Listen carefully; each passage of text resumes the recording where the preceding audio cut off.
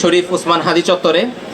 এবং কিছু মানুষ বলে যে জুলাইয়ে ওসমান হাদির কন্ট্রিবিউশন কী ছিল, জুলাইয়ে ওসমান হাদি কি করেছে।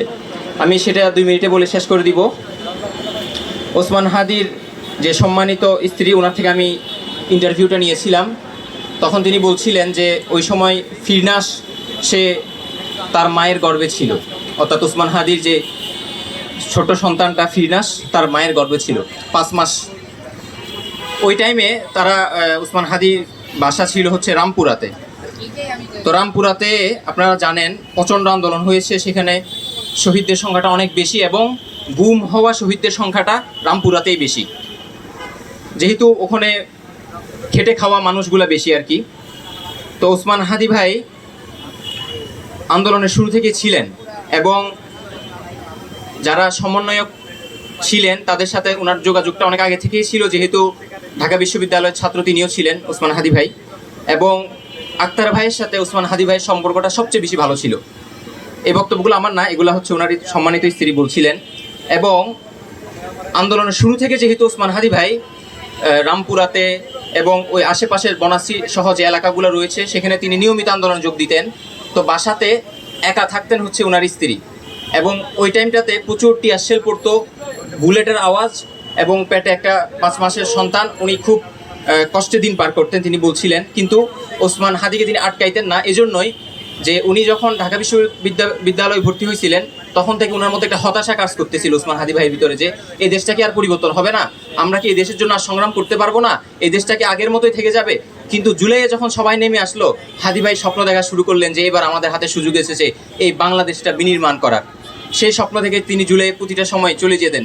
এবং একদিন হাদি ভাইয়ের সম্মানিত স্ত্রী আমাদেরকে বলছিলেন, একদিন হচ্ছে আন্দোলন করে যখন বাসায় ফিরেছেন তো উনি তার স্বামী ওসমান হাদিকে বলছিলেন যে তোমার জুব্বার অবস্থা, পাঞ্জাবির অবস্থা তো খারাপ কেন। তো বলতেছিলেন আন্দোলন ছিল এই জন্য অবস্থা খারাপ। যখন উনি কাপড়টা ধুচ্ছিলেন পকেটের মধ্যে ইট পাইছিলেন। বুলেটের বিরুদ্ধে ওসমান হাদি ইট নিয়ে প্রতিরোধ করতেন এবং সেগুলো পকেটে কিছু কোনা, মানে বুলেটের কোনা রয়ে গিয়েছিল। এবং 19শে জুলাইয়ের ঘটনা স্পেসিফিকভাবে তিনি আমাদেরকে বলেছেন, যেহেতু রামপুরাতে 19 জুলাই প্রচুর গণহত্যা চালিয়েছে কর্নেল রিদওয়ান সহ তার বিজিবি পুলিশ বাহিনী, আওয়ামী লীগ ছাত্রলীগ সবাই।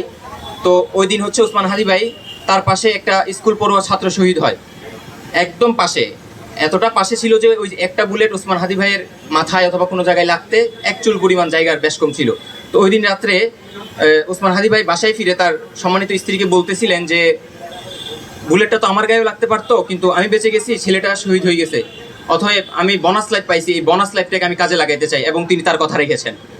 তিনি এই জুলাইয়ের পর থেকে দিনকে দিন, রাতকে রাত এই জুলাইয়ের জজবা নিয়ে, এই জুলাইয়ের স্পিরিট নিয়ে তিনি লড়াই করে গেছেন বাংলাদেশ বিনির্মাণের। কিন্তু আজকে আমাদের ভাই আমাদের থেকে চলে যাওয়ার পর কি আমরা এই বাংলাদেশ বিনির্মাণের জন্য লড়াই করতে পারতেছি? আমার ভাইয়ের যে স্বপ্ন সেটাকে আমরা বাস্তবায়ন করতে পারতেছি? এটা আমার সকলের কাছে প্রশ্ন যখন নিজেকে করব, বাংলাদেশ বিনির্মাণ করার স্পিরিট আমাদের ভিতরে জাগ্রত হবে ইনশাল্লাহ। এবং এরপরে একটু শেষ করে দিই ভাই।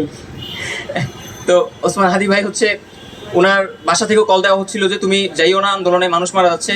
তখন ওনার স্ত্রী যখন বেশি অসুস্থ হয়ে গেলেন, আগস্টের শুরু অথবা জুলাই শেষে তিনি বরিশাল চলে গিয়েছিলেন।